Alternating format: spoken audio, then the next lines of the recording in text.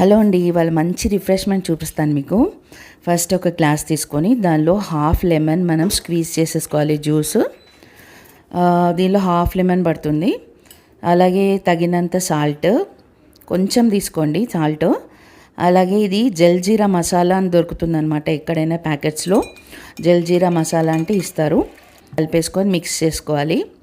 దీనిలో ఏంటంటే సోడా వేయాలన్నమాట, మనం స్ప్రైట్ అలాంటివి కాకుండా సోడా వేయాలి, ఎనీ బ్రాండ్.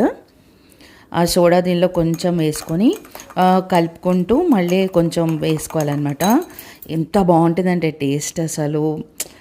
సమ్మర్లో వేడివేడిగా ఎంత చికాగ్గా ఉంటుంది కదా పనిచేసి అంతా.